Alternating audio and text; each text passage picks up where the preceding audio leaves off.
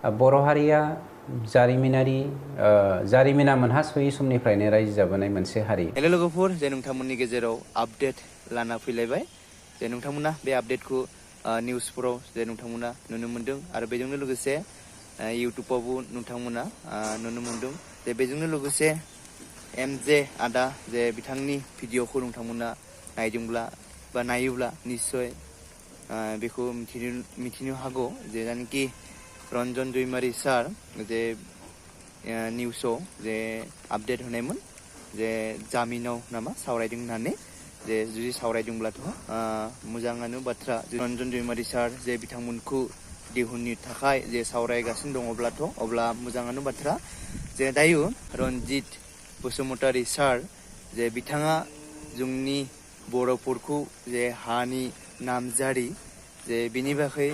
जे बिथाङा फोरमायदों। जे नोंथांमोना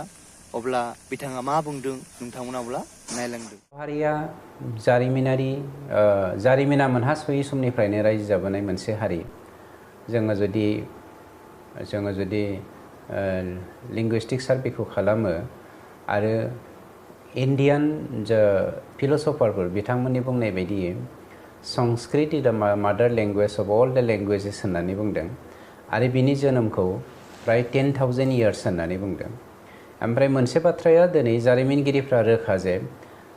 आर्यफ्रा भारताव फैनायनि सिगांनो अनार्यफोर इनक्लुडिं द मंगलियान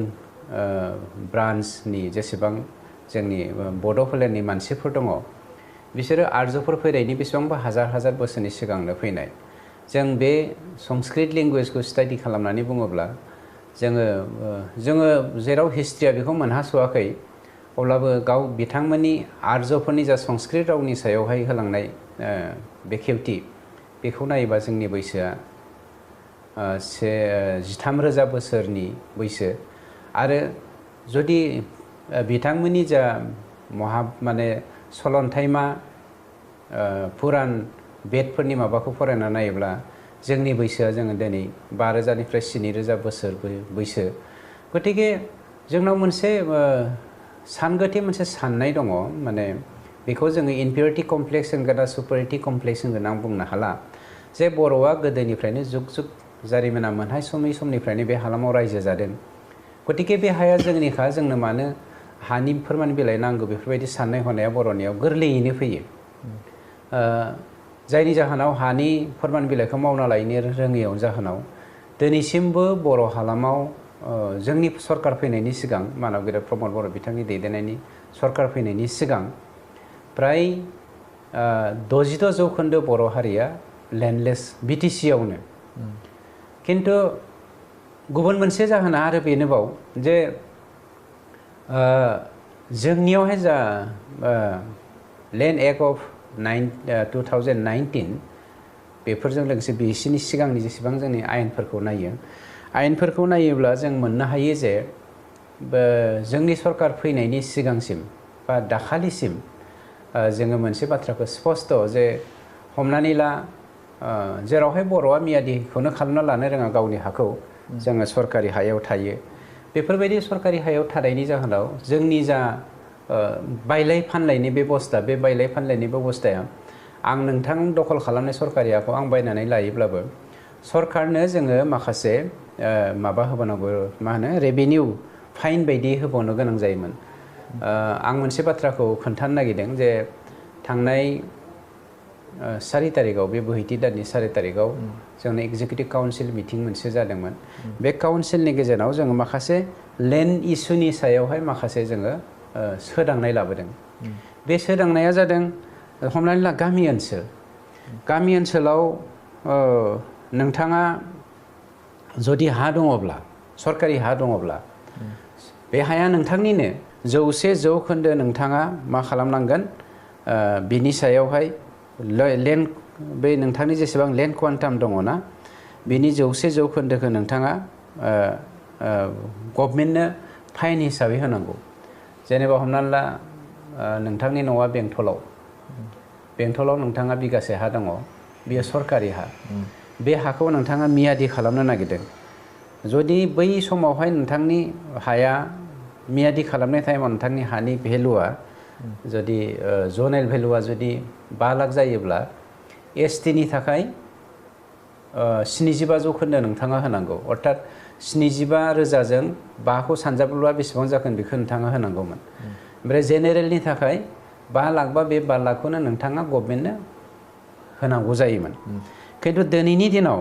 जुदि नोंथाङा गामि ओनसोलाव थानाय मानसिफोरा एसटि एससि फिजिकेलि उइक डिसेबल पार्सन आरो फिसाय थैजानाय उइड' रान्दि जोंनि बिमाफोर बिसोरो जुदि हाखौ नोंथाङा नामजारि खालामनो नागिरदोंब्ला जोङो नोंथांनो डाइरेक्ट सेटेलमेन्टखौ 1000 आवनो होनो हानायनि बेबस्थाखौ दाखालि जों इसि मिटिङाव पास खालामो 1000 आव जेरावहाय नोंथाङा 5 लाखब्ला हमनानै ला बिगासे हानि दामा जुदि 4 लाख मोनब्ला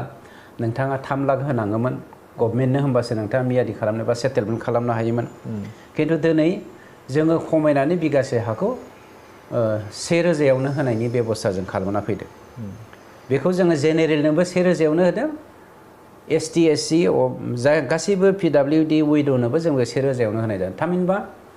जाय हाखौ जोंनि बर'फोरा बा जोंनि बिटिआरनि मानसिफोरा मियादि खालामनो थाखाय फैसा गैयिनि थाखाय हायामोन बेखौ गोरलैयैनो जोंनि सरकारा मियादि खालामनो हानायनि बेबस्थाखौ रोजासेनिजों जों बानायना होबाय थामहिनबा फैगौ समफोराव जोंनि मानसिफ्रा नोंथाङा जेब्ला सेटेलमेन्ट लागोन मियादि खालामना लागोन नोंथाङा सासे हा गैजायै जि मुं दं लेन्डलेस होननाय मोनसे बिमुं मोननाय दङमोन बिमुं मोनदोंमोन हा गैजायै होननानै बे बिमुं मोननायनिफ्राय नोंथाङा रैखाथि मोननो हाबाय गुबुन फारसे आगोलनि सरकाराव मोनसे बाथ्राखौ आं बुंबावनो नागिरदों मिउटेसन कनभार्सनावहाय ओरैबायदिमोन एनुवेल पाट्टा टु पिरियडिक पाट्टायाव जुदि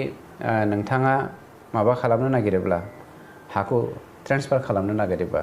कनभार्सनावहाय जेनेबा हा सोलायनाय जेनेबा हानि स्टेटासखौ सोलायनाय खालामनो नागिरोबा आगोलनि सरकारनि दिनाव नोंथाङा 100 जौखोन्दो होनाङोमोन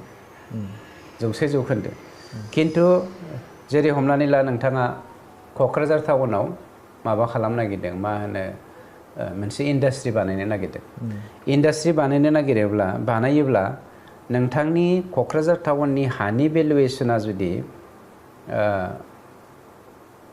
दिनैनि दिनाव 24 लाख क'क्राझार टाउननि हानि जनेल भेलुएसननि दामा बेनिफ्राय बेखौ नोंथाङा कनभार्सन खालामनानै इन्डास्ट्रि बानायनो नागिरदों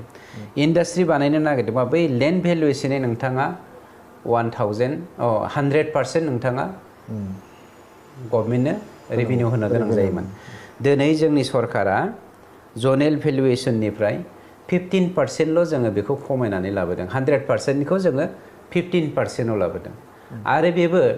एसटि एससि ओमफ्राय पिडब्लिउडि माने फिजिकेलि उइक डिसेबल ओमफ्राय बिसाय थैजानाय बिमाफोर बिसोरनि थाखाय जोङो 13.5%आव जोङो दोनफैबाय थामहिनबा जोंनि हाखौ जोङो गोरलैयैनो मियादि पाट्टा खालामनायजों लोगोसे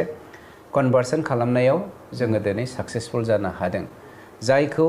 जोंनि मानसिफ्रा रोजा रोजा बोसोर हा दंब्लाबो जों मियादि खालामनो हायाखैमोन आरो 2003 मायथाइनि 10 फेब्रुवारिनि जि एकर्ड बे एकर्डनि गेजेरजों जे जोंनि बर'फोरनि हानि जेंनाखौ सुफुंनो थाखाय भारत सरकारा जोंनो जा मोनथाय होदोंमोन मोनथाय मोनसेयावबो थांनाय 17 बोसोराव हाग्रामाया जोंनि बर'फोरनि बिटिआरआव थानाय गासैबो बिटिसिआव थानाय गासैबो रायजो राजाफोरनि जा हानि जेंना बे हानि जेंनाखौ मालाबाबो सुफुंनो थाखाय बिथांमोना नोजोर होआखैमोन आरो बे हानि जेंनाजोंनो गफबना थानायनि थाखायनो जोंनि गेजेराव मिसआन्डारस्टेन्डिं जालायनायजों लोगोसे उदै नारलायनाय दाङाबाजि आरो माहारियारि दाङाबाजिजों लोगोसे मा होनो बर' अना बर' पलिटिकेल कनफ्लिक्ट फैनानै जोंनि जे मोनथाय बे मोनथायनिफ्राय जों जानगाराव थानो गोनां जादोंमोन।